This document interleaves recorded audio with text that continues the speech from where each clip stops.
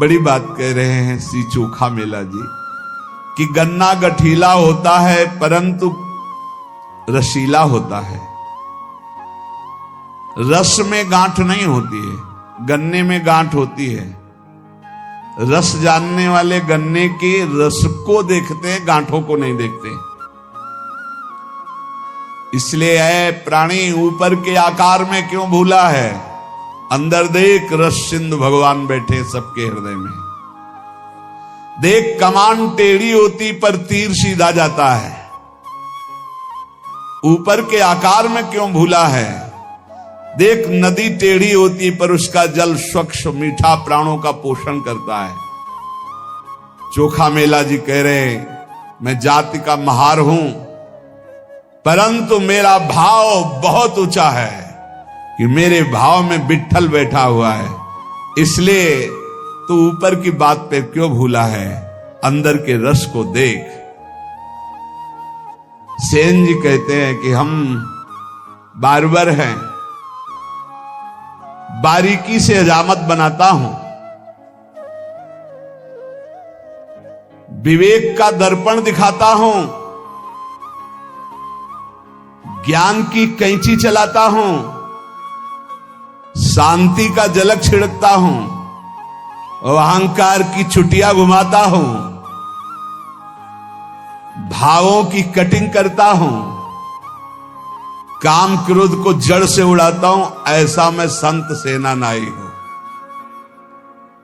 हे भाई, एकनाथ जी महाराज कह रहे भगवान के कृपा प्रसाद का लक्षण होता है कि वो सगुण चरित्रों का गायन करके ही अपना समय व्यतीत करता है। संत जन जिस पर कृपा करते हैं उसका मन भगवान की लीला चरित्रों में लग जाता है। सत्संग में जिसका मन लग गया भगवान उसके अधीन हो जाते हैं।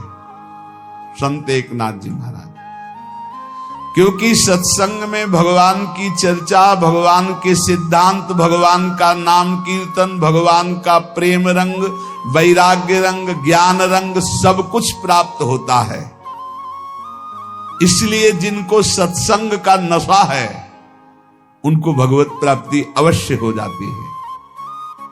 भक्ति और ज्ञान से रहित जहां चर्चा हो रही हो वो चर्चा नहीं सुननी चाहिए। तस्मात् शास्त्रम प्रमाणम ते कार्याकार्यो व्यवस्थितो, शास्त्र के अनुसार ही वार्ता होनी चाहिए, शास्त्र प्रमाणित वार्ता होनी चाहिए। जीव को जबरदस्ती भोगों से छुड़ाकर भगवत प्राप्ति करा दे ऐसी वार्ता होनी चाहिए। वार्ता ऐसी होनी चाहिए जिसके भावों को प्रकट करने से वैराग्य जबरदस्ती जीव के हृदय में भगवान के नाम रूप लीला धाम की प्रीति पैदा कर दे, उसे कहते हैं सत्संग। अंतःकरण में बात बैठ जाए। संतों की वाणी में इतनी सामर्थ्य होती है। यदि सत्संग का प्रभाव बढ़ रहा है तो कैसे हम जाने? बोले अखंड स्मृति के लिए मन ललचाने लगेगा, निरंतर नाम जपो। एकनाथ जी कहते हैं मैं तो हाथ में करताल लेकर के अपने जनार्दन श्री विट्ठल भगवान को रिझाता रहता हूं। जो मेरे प्रभु हैं, कलयुग में विशेष कृपा करके उन्होंने मूर्ति के रूप में अर्चावतार लिया है। एकनाथ जी कह रहे प्रभु और प्रभु की प्रतिमा में कोई अंतर नहीं मानना चाहिए। जो प्रभु की प्रतिमा को प्रभु स्वरूप मान करके आराधना करता है वो प्रभु में ही वास करता है। जो भेद मानता है वो आगे नहीं बढ़ पाएगा। और आज तो ऐसा ज्ञान बघारा जाता है कि प्रगट सेवा का ही निषेध कर दिया गया। प्रगट सेवा का निषेध, प्रगट सेवा का निषेध, भगवत अर्चा विग्रह का कैसा ज्ञान चल रहा है, कैसा ज्ञान चल रहा, अज्ञान, घोर अज्ञान। जो भगवान के श्री विज्ञ साक्षात भगवान है, साक्षात। आपको विश्वास नहीं इसलिए बात नहीं करते, उन्हें आप बात करके देखना, उत्तर मिलेगा। गौर से आप ठाकुर जी की तरफ देखना, हृदय से बात करना, कोई न कोई इशारा मिल जाएगा, कोई फूल गिरेगा, कोई न कोई, आप पता चल जाएगा कि ठाकुर जी हमारी बात सुन ली। कलिकाल में भगवान ने अर्चावतार धारण किया है प्रतिमा स्वरूप में। यह ऐसा साधन है जिससे जनार्दन भगवान की निश्चित प्राप्ति हो जाती है। स्वयं भगवान विराज। पहले बिहारी जी, राधा वल्लभ जी, राधा रमन जी सब ठाकुर बात करते थे, अब भी करते हैं, करने की क्षमता केवल हो। आपके अंदर से हटता ही नहीं कि साक्षात विराजमान है। आपके अंदर ये बात ही नहीं पूरी परिपक्व हो पा रही, आपको लगता है कि ये छवि है, ये मूर्ति है। आप बात करके देखो, आपको बात का उत्तर मिलेगा यदि आप साक्षात माने। जाकी रही भावना जैसी, प्रभु मूर्ति देखी तिन तैसी। जो जनार्दन भगवान की प्रतिमा में साक्षात भगवत भाव करके सेवा पूजा करता है, उसे भगवान की निश्चित प्राप्ति हो जाती है। संत एकनाथ जी, नाम खुला मंत्र है। वाणी से सदा नाम कीर्तन करो, नाम जप करो, अनंत जन्मों के दोष और पापों का नाश करके निर्दोष कर देगा ये नाम। संसार में तुम्हें जनार्दन ने भेजा है नाम लेने के लिए। खूब नाम जप करो, आलस्य मत करो, इससे सब इंद्रियां सद जाएंगी, मन भी सद जाएगा, भवबंधन टूट जाएगा। नाम जप करो, एक जनार्दन की शरण में रहकर उठते बैठते सोते जागते रात दिन विठ्ठल विठ्ठल केशव केशव नाम जप करो। संत एकनाथ जी, जिसने एक बार श्री कृष्ण का दर्शन कर लिया, उसकी आंखों से श्री कृष्ण रूप कभी हटता ही नहीं। जित देखो तित श्याममयी। अधिकाधिक वही रूप, गाढ़ रूप, वही बार बार नेत्रों में ऐसा छाया रहता है कि फिर उसे और कुछ दिखाई ही नहीं देता। पर इस रूप के दर्शन के लिए पहले ये बाधा पहुंचाता है। स्त्री रूप, धनाकर्षण, प्रणाम, प्रतिष्ठा, मान, कीर्ति। यदि चिरंजीवी परम पद प्राप्त करना है तो इनसे अपने को बचा पाओ तो बचा लो। ऊपर जो वर्णन किया गया। यदि तुमसे कोई गलती हो गई है तो जलो अंदर, अनुताप करो, तभी उसका प्रायश्चित होगा। जलो अंदर, धिक्कार है हमारे को, ऐसी गलती क्यों हो गई, अंदर पश्चाताप करो। श्री कृष्ण परम पद प्राप्ति करने की आशा और पापाचरण असंभव, एकनाथ जी कह। इसलिए मैं ये तुमसे सत्य वचन कह रहा हूं, यदि श्री कृष्ण की प्राप्ति करनी तो पापाचरण को बंद कर दो। ये श्री कृष्णचंद्र जी उत्तम श्लोक, निष्पाप, परम पवित्र है। तो परम पवित्र होकर, निष्पाप होकर उत्तम श्लोक की प्राप्ति होती है। इसलिए ये सच्चे को स्वीकार करते हैं। निर्मल जन मन सो मोहि पावा। और ये निर्मलता सत्संग आदि, नाम, वाणी, कीर्तन, गुणगान, श्रवण, इससे स्वाभाविक हो जाती है। जो सच्चाई से नहीं चलता है, मनमानी आचरण करता है, स्वप्न में भी श्री कृष्ण की चरण छाया भी नहीं प्राप्त कर सकता। संत एकनाथ जी, समर्थ गुरु रामदास स्वामी, तू अपने अंदर दुखी क्यों हो रहा है, शोक क्यों कर रहा है, चिंता क्यों कर रहा है? तू अविवेक के कारण कर रहा है।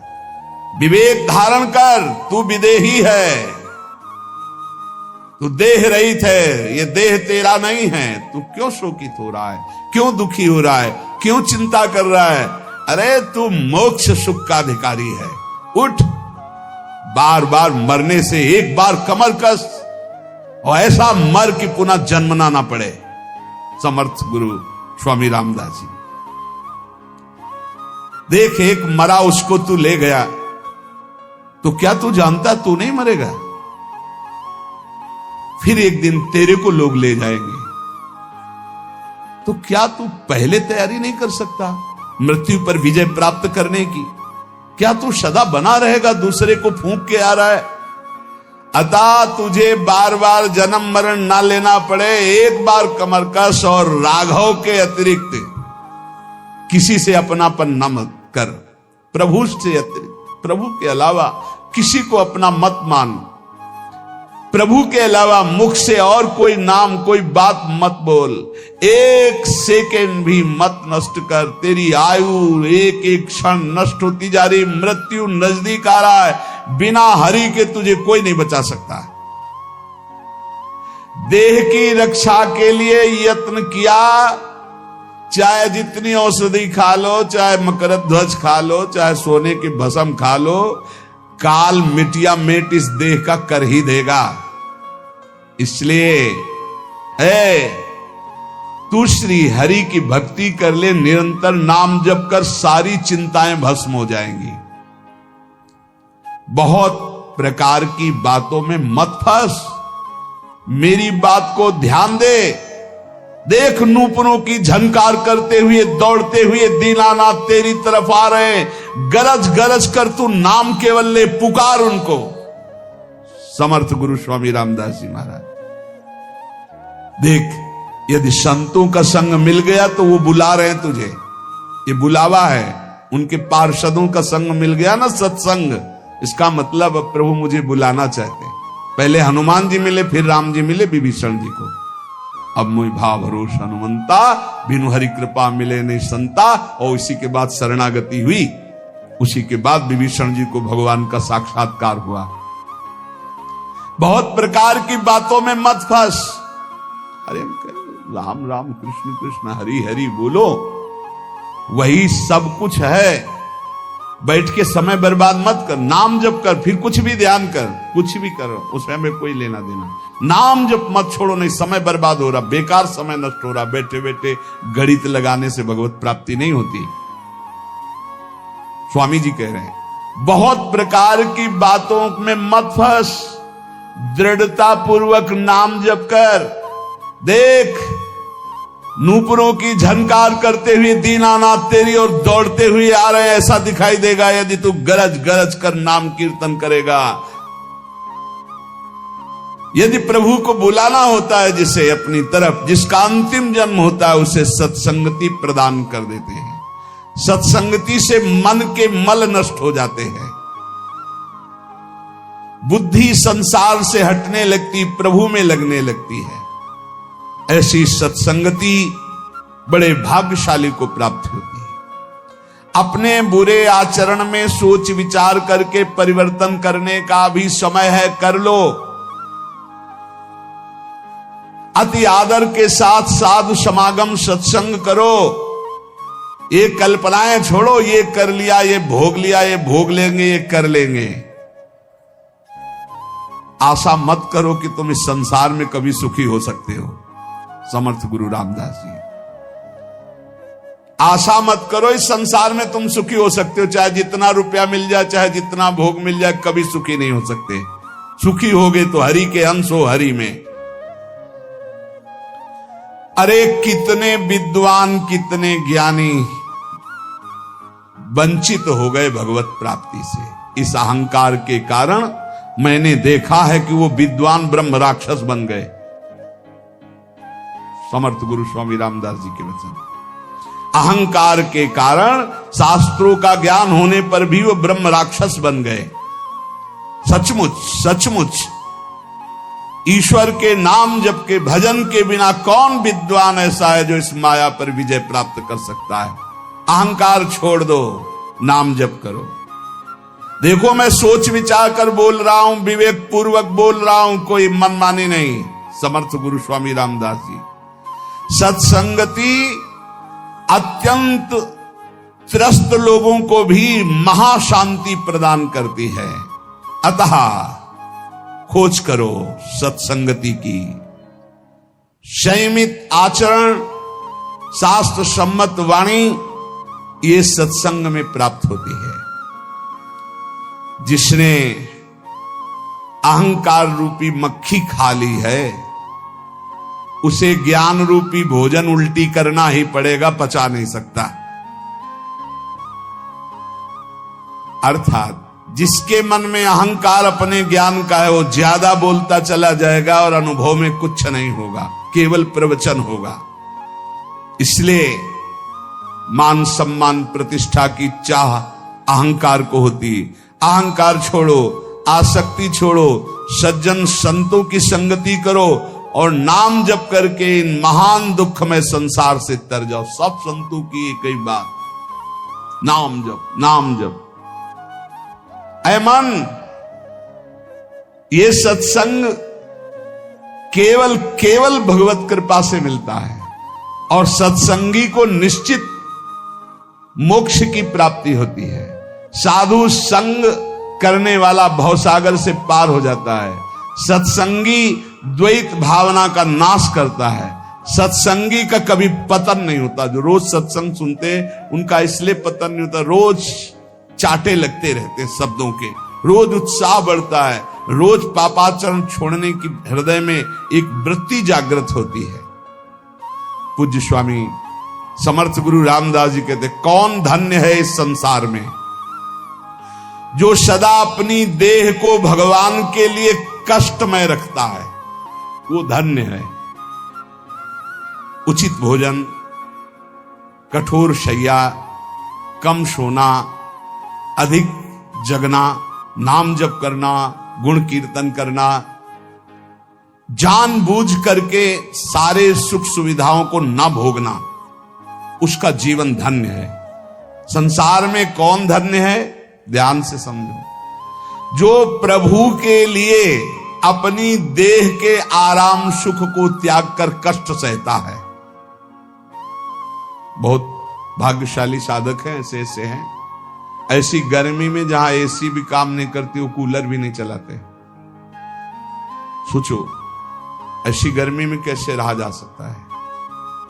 हमारे गुरुदेव भगवान तो 20 वर्ष हाथ के पंखा से केवल किया, हाथ के पंखा से। भीषण गर्मी में भी रात दिन वहां बिजली का प्रवेश ही नहीं था, बस दीपक जला करके रात्रि में, इतना छोटा सा दीपक और हाथ। अरे भजन के बिना थोड़ी स्थितियां आती है। सदा प्रभु के कार्य में जो अपनी देह को कष्ट देता रहता है, प्रभु के लिए प्राप्त सुखों का त्याग करता है, मुख से अखंड नाम उच्चारण करता है, जो अपने जीवन को भगवान की दास्ता में बेच देता है, उसका जीवन धन्य है। दूसरा, जैसा बोलता है वैसा ही आचरण करता है, वो धन्य है। जो नाना रूपों में एक ही ईश्वर को देखता है, वो धन्य है। जो सगुण भगवान में जरा भी संदेह नहीं करता है, वो धन्य है। जिसमें अहंकार नहीं है, दूसरे की उन्नति देखकर ईर्ष्या नहीं है, अपने स्वार्थ का जिसने त्याग कर दिया है और संसार की किसी भी पदवी को जिसने जीवन में स्वीकार नहीं किया, उस धन्य कहा गया है। उपाधि, कोई भी उपाधि नहीं। भगवत मार्ग में भी उपाधियां मिलती हैं। जिसने कभी कोई उपाधि स्वीकार नहीं की, कोई भी अपने पद प्रतिष्ठा, कोई जिसने अहंकार का त्याग कर दिया है, जो दूसरे की उन्नति देखकर कभी ईर्ष्या नहीं हृदय में, जो स्वार्थ का त्याग कर और जो संसार में किसी पदवी को, किसी उपाधि को स्वीकार नहीं किया, वो धन्य है।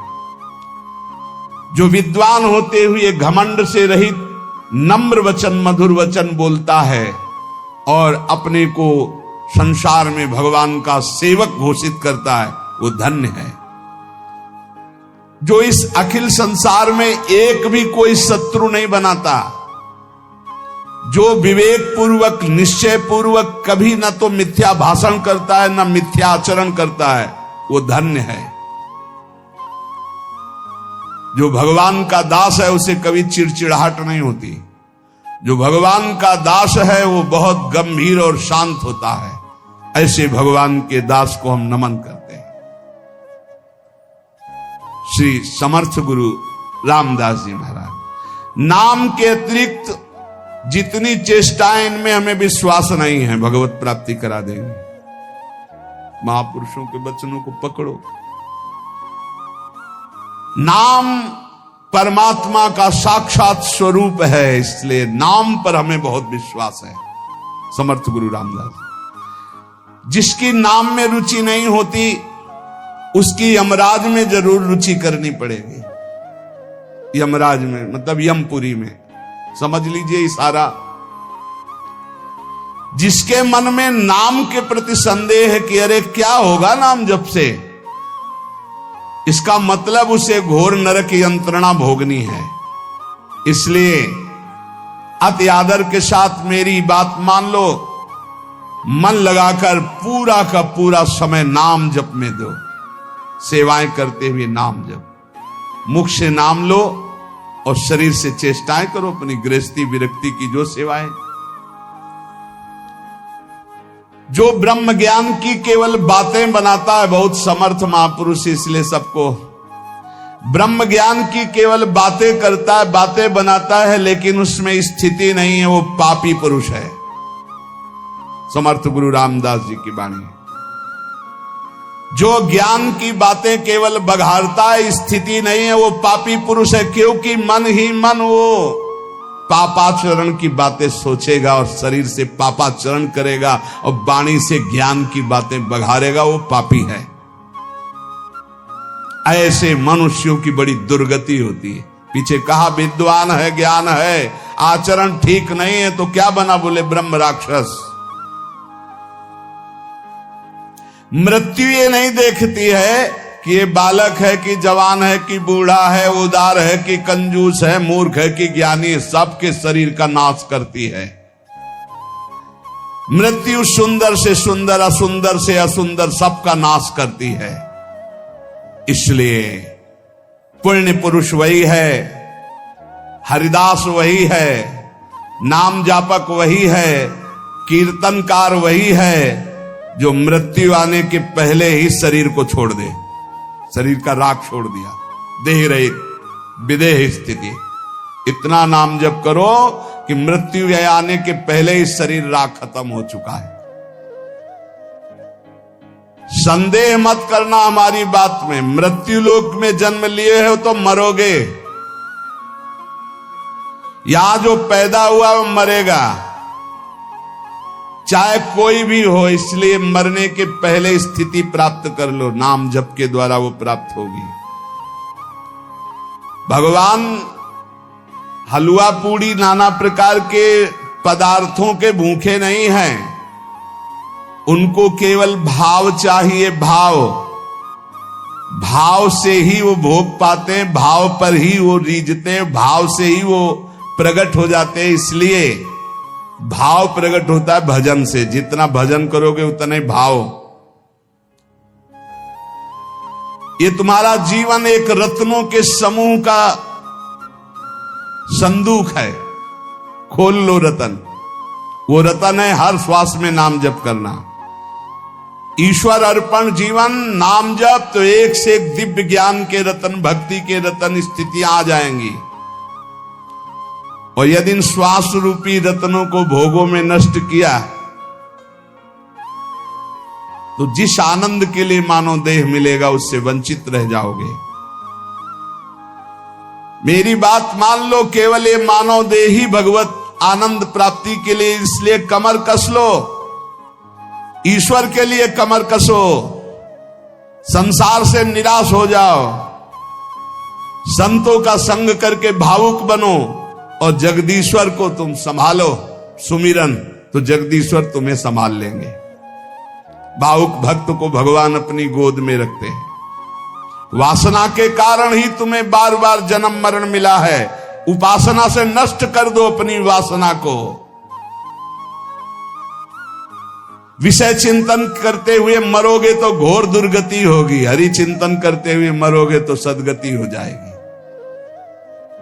ईश्वर पर विश्वास रखो, हरि की कथा सुनो, धन्य हो जाओगे। हरि की कथा सुनने से प्रीति और नित्य नई नई भगवत चरणारविंद की तरफ बढ़ने की वृत्ति मिलती है, भगवान की प्राप्ति हो जाती है। जिस जगह पर रोज हरि कथा होती है वो महा